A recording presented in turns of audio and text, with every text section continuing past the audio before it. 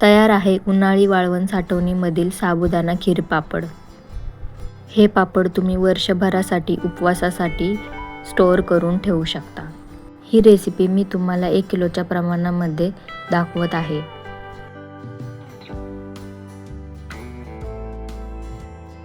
इथे मी 1 किलो साबुदाणा रात्री स्वच्छ धुवून पाण्यामध्ये भिजत ठेवला होता। इथे तुम्ही बघू शकता दुसऱ्या दिवशी सकाळी साबुदाणा चांगला भिजलेला आहे आणि मऊ देखील झालेला आहे।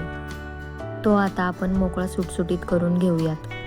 कोणताही पदार्थ बनवताना त्या पदार्थाचे वजनी प्रमाण घेऊ नका। आपल्या घरामध्ये ग्लास किंवा वाटी असते, त्याच्या साहाय्याने माप ठरवून घ्या, त्यामुळे पाण्याचे देखील प्रमाण चुकत नाही। इथे मी 1 किलो म्हणजे 4 ग्लास साबुदाणा घेतला आहे। योग्य प्रमाण असल्यामुळे आपला कोणताही पदार्थ बिघडत नाही। इथे बघू शकता तुम्ही मी सर्व साबुदाणा मोकळा करून घेतला आहे। साबुदाणा शिजवून घेण्यासाठी आपल्या घरामध्ये असणाऱ्या पाण्याचा मग भरून मी पाणी घेतले आहे आणि वरून 1 तांब्या पाणी ॲड केले आहे। म्हणजेच इथे मी 10 ग्लास पाणी घेतलं आहे। साबुदाण्याची खीर बनवत असताना ती खीर जास्त पातळी बनवायची नाही आणि जास्त घट्ट देखील बनवायची नाहीये।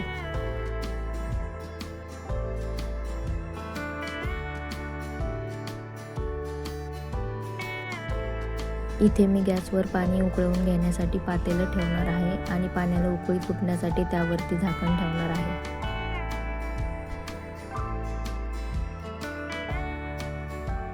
पाण्याला उकळी फुटली आहे की नाही ते बघणार आहे मी आता। पाण्याला अजून उकळी फुटली नाही, त्यासाठी पुन्हा मी त्यावरती झाकण ठेवणार आहे। हे पाणी आपल्याला चांगलं कडकडीत उकळून घ्यायचं आहे। 5 मिनिटांनंतर पुन्हा मी झाकण उघडून बघणार आहे की पाण्याला उकळी फुटली आहे की नाही। इथे तुम्ही बघू शकता पाण्याला चांगली उकळी फुटली आहे। त्यामध्ये आता भिजवलेला साबुदाणा घालणार आहे। उकळत्या पाण्यात साबुदाणा घातल्यामुळे तो लवकर शिजला जातो, त्यामुळे उकळलेल्या पाण्यातच आपल्याला साबुदाणा घालून घ्यायचा आहे। तुम्हाला जर हे पापड तिखट बनवायचे असतील तर यामध्ये तुम्ही वाटलेल्या हिरव्या मिरचीचा किंवा मिरची पावडरचा देखील वापर करू शकता आणि उपवासाला जर जिरे खात असाल तर पाण्यामध्ये जिरे देखील टाकू शकता। यामध्ये जिरं घातल्यास वाळल्यानंतर पापडाला पिवळसर रंग येतो, त्यामुळे इथे मी जिऱ्याचा वापर केलेला नाहीये आणि तिखटाचा देखील वापर केलेला नाहीये।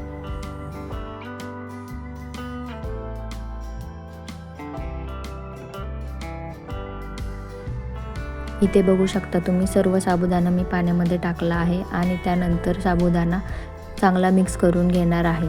साबुदाणा हा चिकट पदार्थ असल्यामुळे पातेल्याला लगेच खाली चिकटला जातो।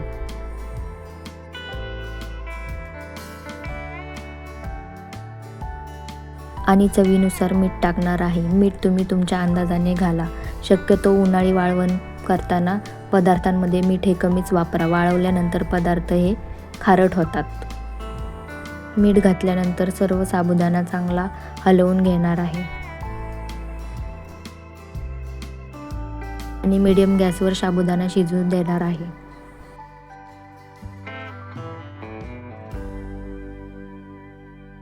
साबुदाणा शिजेपर्यंत इथे मी 2 मोठे बटाटे सोलून किसून घेतले आहेत आणि स्वच्छ पाण्याने धुवून घेतले आहेत।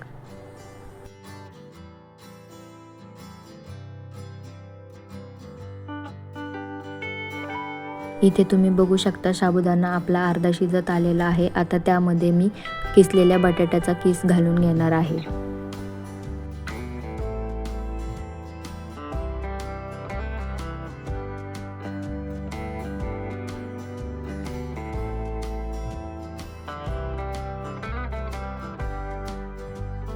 बटाट्याचा किस घालून झाल्यानंतर चांगलं हलवून घेणार आहे। बटाट्याचा किस घातल्यामुळे ह्या पापडाला एक वेगळ्या प्रकारची चांगली चव येते।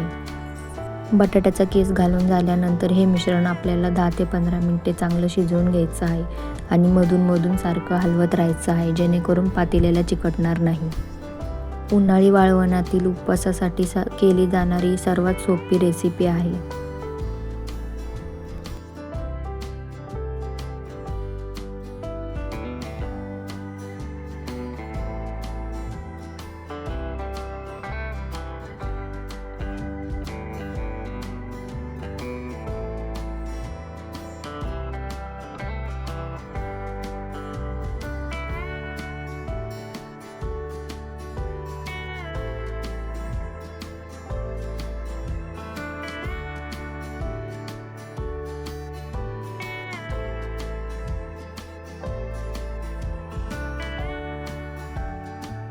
इथे बघू शकता तुम्ही साबुदाण्याची खीर आपली हळूहळू घट्ट व्हायला लागली आहे.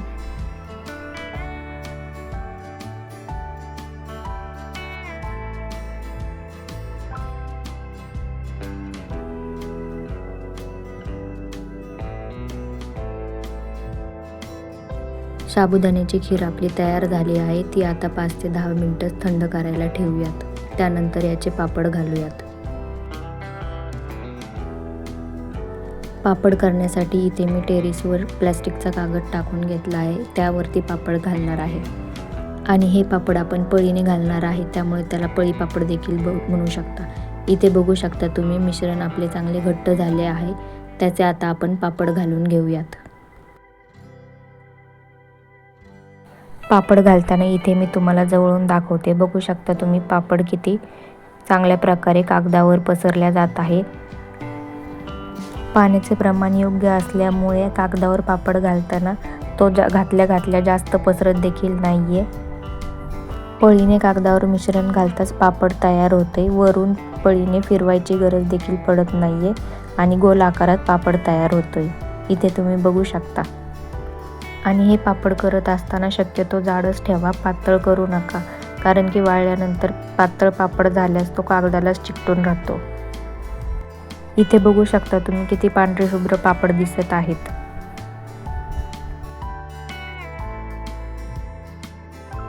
अशाच प्रकारे इथे मी सर्व पापड घालून घेते आणि मग झाल्यानंतर तुम्हाला दाखवते.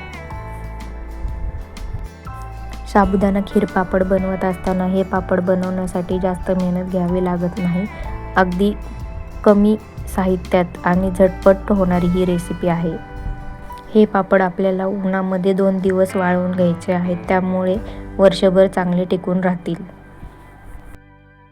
पापड घालत असताना इथे मी तुमच्याशी बोलत होते, परंतु वरून विमान जात असल्यामुळे इथे मला आवाज म्यूट करावा लागला आहे.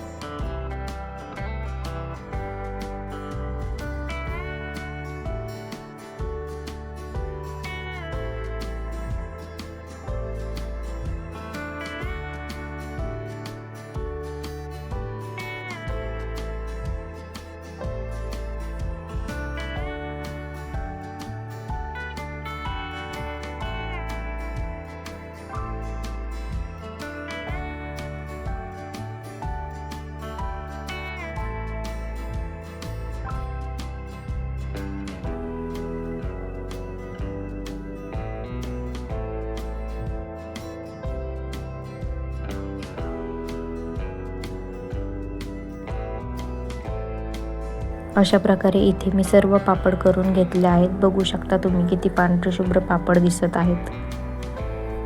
हे पापड सकाळी लवकर केल्यास साधारण आपल्याला दुपारी 1-1:30च्या दरम्यान पलटी करून घ्यायची आहेत, जेणेकरून खालची बाजू देखील वाळून निघेल.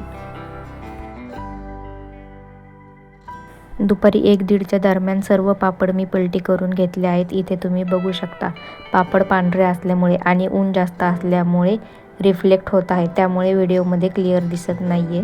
तरी मी तुम्हाला इथे जवळून दाखवत आहे. सर्व पापड पलटी करून झाल्यानंतर 2 दिवस उन्हामध्ये वाळवून घ्यायचे आहेत. 2 दिवस उन्हामध्ये पापड चांगले वाळल्या गेले आहेत. इथे तुम्ही बघू शकता आणि पांढरे शुभ्र देखील दिसत आहेत. आता मी ते तुम्हाला तळून दाखवते।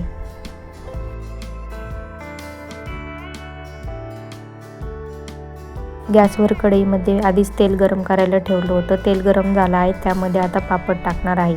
तेलात टाकल्यानंतर पापड कशा प्रकारे फुलतो आहे ते तुम्ही इथे बघू शकता आणि तळल्यानंतर पांढरा शुभ्र देखील दिसत आहे।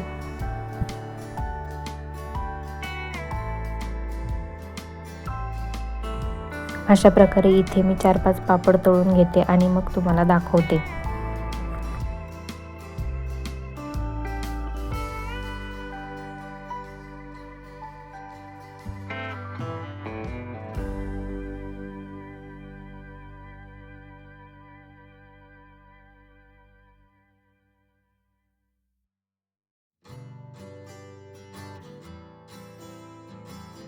तळल्यानंतर पापड पांढरे शुभ्र दिसत आहेत आणि खुसखुशीत देखील झाले आहेत, इथे तुम्ही बघू शकता।